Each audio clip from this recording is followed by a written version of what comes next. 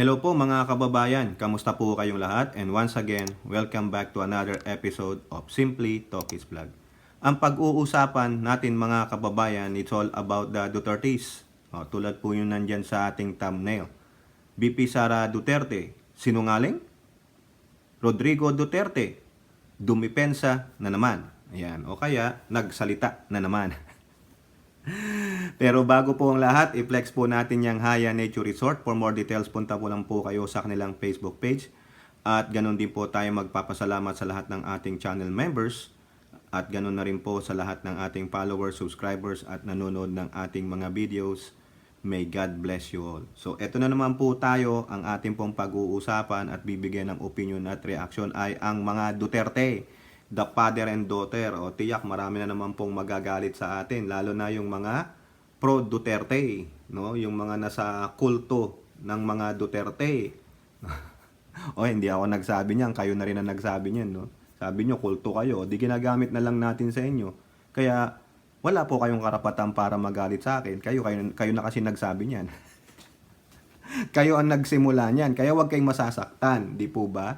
Wala naman ako masamang sinabi sa inyo, kundi sinabi ko lang yung ineko ninyo. Inieko ko lang na kulto kayo. Ala namang masama sa kulto eh. Gusto nyo maging kulto eh. Ngayon, kung bibigyan nyo ng kulay yung sinasabi ninyo, kayo na lang. Huwag na ako idamay. No? Unang-una, ito po, bakit nating sinabing sinungaling? Kasi po dito, yan, tingnan nyo po yan sa Facebook page ng Impact Leadership. Nakita natin ito, yung quote card na ito na sinasabi ng inyong magaling na VP President, no? Yung balita na lang sa Manila Bulletin muna, 'di ba? Sabihin na natin ito. Yan, ito na vlog na natin ito. It is not my ambition to run for president, 'di ba? Tapos yun nga po sa Impact Leadership, ito. May quote card pa, ha? Yan quote, hindi ko gustong tumakbong president. Pero may nilagay po yung Impact Leadership. Vice President Sara Duterte, who previously said that all candidates lie, says she has no ambition to run for president in 2028. Maloko din itong Impact Leadership na no. Nagbigay ka agad ng yung insinuation eh. Ano po yung insinuation? She is lying. Yung quote card na to, hindi ko naman talaga ambisyon ang tumakbong Vice President and lalo na ang President. That was 2022. Alam niyo naman lahat yan na sinabi ko noon na. Hindi ko gustong tumakbong President. Lahat ng ginagawa natin, we can only plan. But it will truly be God's plan that will prevail. Ito, hindi natin ganong na-scrutinize ito eh. Nung binlag natin ito, salamat naman po sa kakaunting nanood kasi alam nyo na, mga pro Duterte hindi pa nonoorin to kasi masasaktan po sila eh, di ba? Kaya ayaw nila. Imbis na maglilib na lang sila ng mga ad hominem magkano binayad sa'yo, mukha kang tanga, magkano binigay sa'yo ni Tambaloslos. Ganun po eh. Pero pagdating sa topic, wala silang ma-i-comment. Mag-comment kayo, pabulaanan nyo yung sinasabi nating opinion at reaction dito. Ano ang inyong opinion? Hindi yung mag-a-ad hominem kayo. Ibig sabihin, ang utak ninyo ay tulad ng utak kuto. Hindi po utak langgam, buti pa yung langgam, matalino eh. Yung kuto, ayun, parasite, sumisip-sip ng dugo. Mga vampirang pucha. Diba? Tingnan nyo Tingnan nyo yung twist ng Impact Leadership dito. Oo, hindi mo nga gustong tumakbong presidente. Okay, get it na namin yun. Noong 2022, sinabi niya yan. Diba? Nagbibiro pa nga doon siya sa reporter. Sana 2034 na lang. Bakit po? Kasi makalimutan nyo na ako bago pa dumating ang 2034. Yun. Ngayon, ang sabi ng Impact Leadership? Vice President Sara Duterte, who previously said that all candidates lie. She has no ambition to run for president in. No? Pero ang tanong dito, sabi mo kasi, all candidate lie. No? Ayan, tanong, hindi naman siya kandidato. So, hindi siya sinungaling? Mali yata yung pagkakasulat ng impact leadership in defense of your BP. Pero, hinanap ko po yung time na may sinabi po ang inyong BP Sara Duterte na lahat tayo dito may katotohanan ito. At kasali siya dito. Eto po mga kababayan, isa lang to. Sa Rappler, meron din to. Ayoko naman gamitin yung Rappler. Makasabihin nyo eh. Hindi naman makatotohanan yun. Hindi naman media yan. Ito po, Inquirer. Dated 2019. 2019 ito. Siguro nung lumalaban na time na meron tong midterm election. March 6, 2019. As poll bets trade barbs, Sara Duterte says, everybody lies. Kaya yung sinabi ng impact leadership, mukhang may mali. Kasi all candidate no? All candidate. Dito sasabihin lang ng mga pro Duterte, kulto ni Duterte, hindi naman kakandidato, kaya hindi siya nagsisinungaling. Eto, tingnan nyo. Ayan, no? Sara Duterte says, everybody lies. Sige nga, pabulaanan nyo nga yan. Mag-research kayo noong 2019. Makakita nyo, may Rappler pa. May, ano pa ba yung mga nakita ko dito? May, saan ba dito yon? GMA. Ayaw ko lang sa inyo lahat kasi maaasar lalo kayo dito sige, depensa nyo na yon. Tablahin nyo yung impact leadership sa sinulat nilang candidate lies. Kasi hindi naman siya kakandidato, di ba? Pero, pabubulaanan pa rin natin yun. Kukontrahin pa rin natin si Duterte doon, no? Pero dito huli. Everybody. Sige nga, depensa nyo nga yung everybody. Pero may quote. Kasi kaya kinote, galing sa kanya. Ito po, yung headline nila, everybody lies. Hugpong ng pagbabago leader nung time na yon, Sara Duterte Carpio on Wednesday said, as she scoped at opposition senatorial candidate who accused pro-administration bet of telling lies. Ang sabi nila, the issue is not about a college degree, but honesty. So ano gagawin natin sa kanila tulad ni Gary Alejano? Nagsisinungaling. Wala namang siyang proof na galing sa public funds ang t-shirt ni Bongo. Kasi daw po itong t-shirt na ito ni Bongo, ginamit daw po yung public funds para pampagawa ng mga t-shirt para sa parang basketball game na kung saan parang yata si Bongo. Ang nag-a-accuse si Gary Alejano, isa sa mga Magdalo party list, no? Yan. Eto, They deliberately say false statements on stage about and against the administration of Presidente Duterte. So lahat sila sinungaling. Lahat ng tao sa mundong ito sinungaling.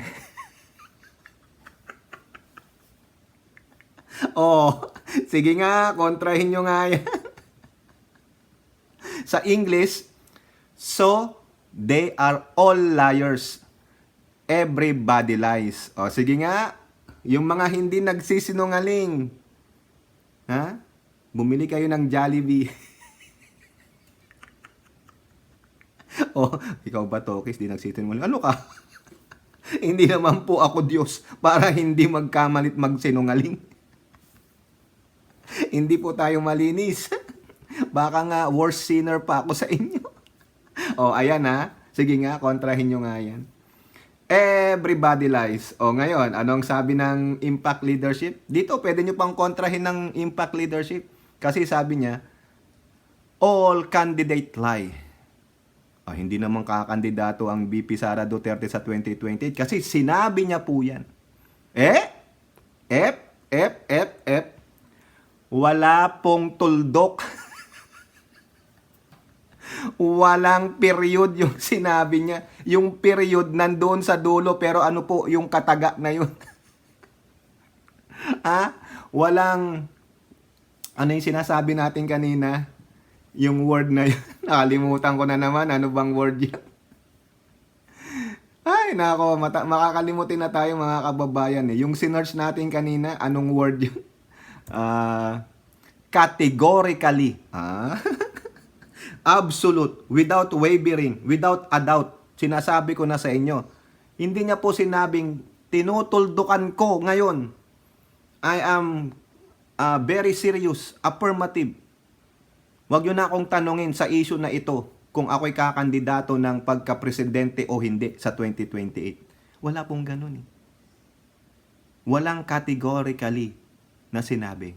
Bakit? Parang yung tulad lang ng sinabi niya sa kanyang CIF during yung mga questioning sa kanya ng press. Ano sabi niya?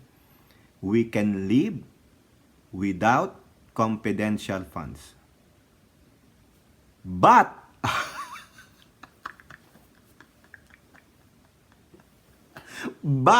the word but, B-U-T, hindi yung B-U-T-T. Ay, ang sama pala talaga nung B-U-T-T, no? May napaisip na naman tayo. But, sabi niya, laging may but. Ano yung karugtong ng but niya? Kung meron man, di mas maganda. Di ba? O dito, ano yon ha? Ito, sabihin ko sa inyo. Hindi ko gustong tumakbong presidente. Alam daw natin yan, yung history niya ng 2022. Ha? Inulit niya lang. Lahat ng ginagawa natin, we can only plan. Di ba? Yung sinabi niyang hindi ko gustong tumakbong presidente, that was during the 2022. Alam niyo lahat yan. So sa lahat daw ng ginagawa nila, we can only plan. Pero hindi po yung piniryodan. May kasunod. Ano yon? But,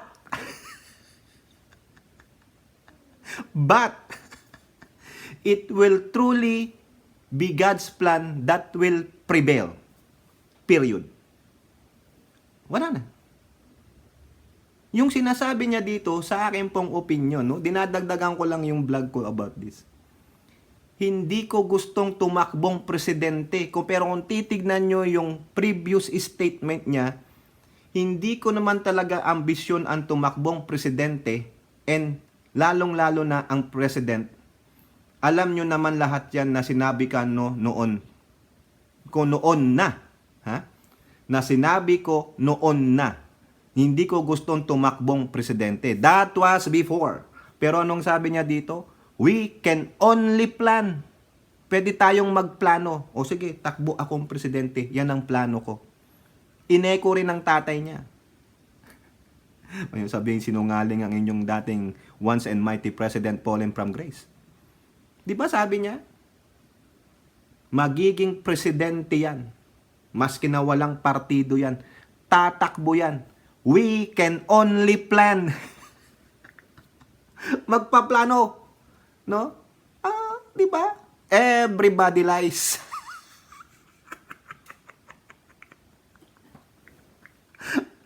But,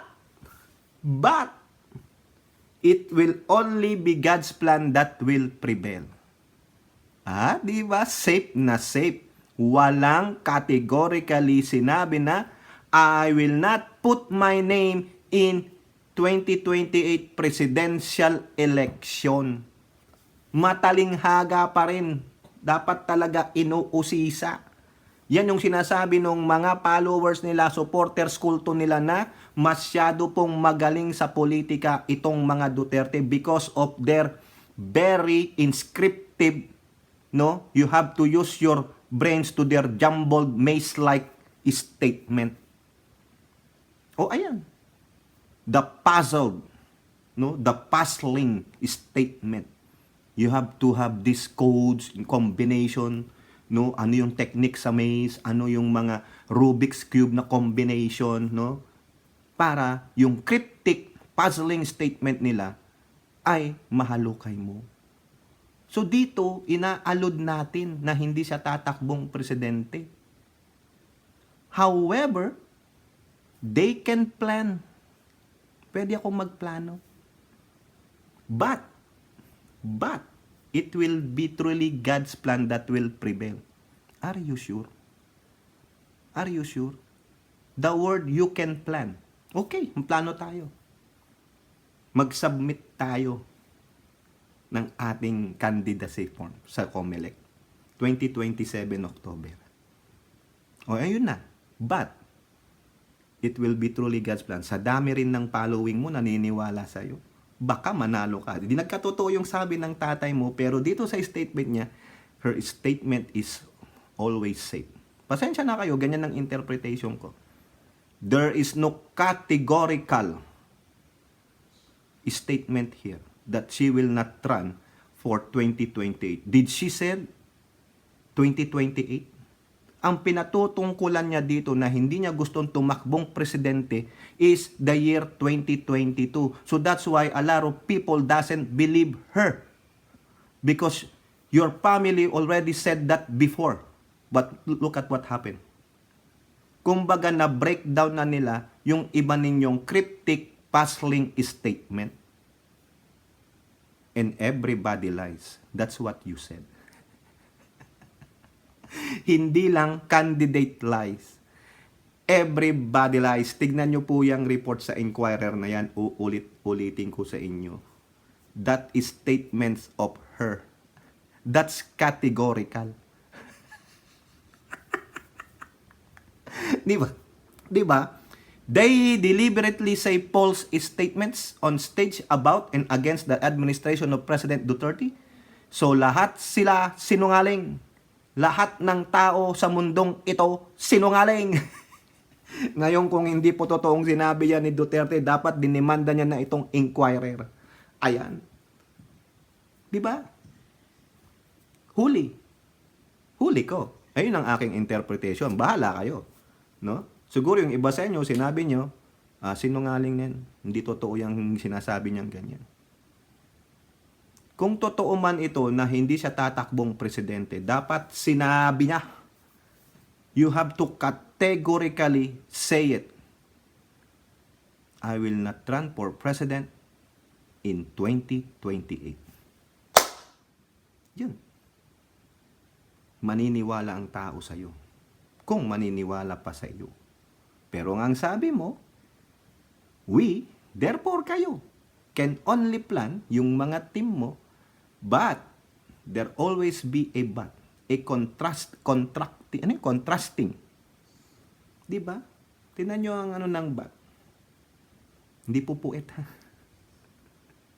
Di ba? There always be, ha? O tingnan natin, ano ang ibig sabihin ng but?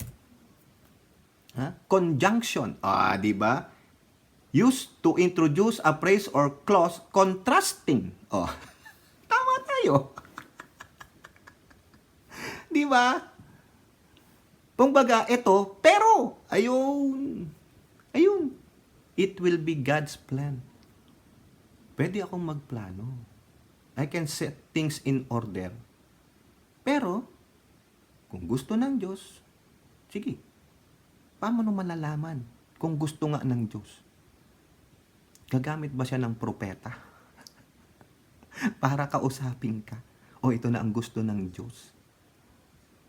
Kayo po mga kababayan, naniniwala ba kayo dito na sinabi niya na hindi siya tatakbong presidente sa 2028? At sinabi niya noon that everybody lies. Therefore, hindi siya exemption dyan. Kayong mga Duterte supporter, mga DDS, mga kulto nila, how do you dispute this? Ibig ba sabihin, pagdating sa Duterte, may exemption? No way. They are not gods. Diba? Pasensya naman kung masasalig kayo, ala na akong pakialam sa inyo. Ika nyo, sabi nyo, mahirap nang idepensa si Bongbong. O paano rin to idedepensa? Sige nga, paliwanag nyo to maigi. Ha? I-rebat nyo lang yung sinasabi ko. Kasi kung tinignan ko to kapon, medyo naligaw din ako eh. Pero ngayon na-realize ko, na-research ko yung sinabi niya that everybody lies, therefore, she is also lying. Hindi mo makategorically say it that I will not run. Sana ganito na lang. I will say this one time and I will not repeat myself. Put this in writing. I will not run for president in 2028. Period. Kaso lang po, mga kababayan, laging may contrast siyang sinasabi, yung conjunction niyang but. No, laging parang open ako. No, sinasabi ko, okay, hindi pwede, pero baka kung magbago ang circumstances, open ako. Ganun po yan. She's not actually closing the door. There's no affirmation categorically sa kanya na she will not run for president in 2028. Tapos meron pang magsasabi niyan, can Martin Romualdez say it the same? Oh, sinabi na rin po yan ni Martin Romualdez. Yung inclination ko for future, no, na political aspiration ko, hindi pa muna. So therefore, hindi niya rin sinasara yung pinto. No? Kaya nga po, kung uusisain natin ito, Sara Duterte did not close the door. Hindi po niya sinabing hindi ako tatakbo. Itong sinasabi niyang hindi niya gustong tumakbong presidente ay yun noong storytelling niya. Pero this time, parang sinasabi niya lang, open pa rin ako. Even though wala siyang inclination. But, there is a contrasting conjunction doon na but. It will be on God's plan. Really? She is open still for the possibility of running for president in 2028. Kung meron mang ganyang aspiration si Martin, so be it. Pero wag niyong sabihin, this is a categorical statement that she is not running for president in 2028. Kaya nga sabi dito ni Impact Leadership, all candidates lie. Pero sa totoo po, yun ang sinabi niya sa Inquirer, everybody lies. So therefore, di ba? Mapagkakatiwalaan po ba siya? Kaya nga sabi natin sa thumbnail natin, VP Sara Duterte, sinungaling? O ayan, kayo po, no? Kaya ito, aantayin natin ang 2027 kung hindi o magpapile siya ng kanyang candidacy for 2028 presidential election. Walang categorical statement. Tulad ng sinabi ko sa inyo, dapat direkta. Hindi po storytelling, that was the past. O ano yung future? Wala, sabi niya, but. But, we can plan, but, therefore, tama yung tatay niya. Iniskwil nung tatay niya yung plano niya, yun nga lang, dinipensahan niya. Kasi nabuko po. Dahil sa kadaldalan nung tatay niya, tulad na po ito ng ginawa nitong tatay niya tungkol sa kanyang CIF na hanggang ngayon ninangaw-ngaw pa rin ng tatay niya. O ayan, tulad po itong nasusulat dito sa Impact Leadership. Ito po, sabi, quote, she has to go around advocating for the downfall or for the killing of these insurgents. Former President Duterte defends his daughter, VP Sara Duterte, over her request for confidential funds, explaining that the funds will be used for the Philippine military training and reserve officers training programs to address extremism and communist infiltration in school. Duterte also emphasized that his daughter's designation as co-vice chairperson of the National Task Force to End Local Communist Armed Conflict mandates her to go around advocating for the downfall or for the killing of insurgents. Ayun po yung sabi dito, nasusulat, hindi po ako ang nagsabi niyan. Ito yung quote card ni Pangulong Duterte once and mighty ninyo. Yung justification kung bakit humihingi kasi may mga eskwelahan na pinapasok ang mga, kita nyo yung mga eskwelahan, ang labo naman nito, mga kababayan, no? Lakihan natin yan. Kung yung mga bata, mag-riot, sinisira yung, tinatapon yung mga silya ganon because napapasok sila ng extremism, komunista, na gusto ni Inday, ipatatag niya yung PMT para lang sa high school, pati ROTC. At tsaka, yung pumapasok na nababantayan, ma-report kaagad yung itong leader na student leader ito, radical, na. Si Inday kasi, siya yung vice chairman, so she has to go around advocating for the downfall or for the killing of this insurgent. So ayan po ang sabi ng kanyang ama na iniskwil na lahat, pati yung pagtakbo niya bilang presidente. 'Di ba sabi sa Abante, una sa balita, magiging presidente si Inday. Ayun ang sabi ng tatay niya, whether may malaking partido o wala, tatakbo yan at mananalo. O anong ginawa ngayon ni Inday a day after that? Anong sinabi niya? Nag-storytelling na wala daw po siyang inclination na tumakbong presidente or vice presidente during the 2022 election. Pero ang sabi niya, we can always plan. But if it is God's will, yun ang mangyayari. O di ba? Hindi niya sinabi, hindi niya categorically denied the statement of her father. Kundi sinabi lang, we can always plan. But the contrasting conjunction, but palaging may kokontra. Pero that's it says there is a possibility na pwedeng mangyaring tatakbo siya sa halalan. Walang categorically denial. Di ba? The possibility is always there.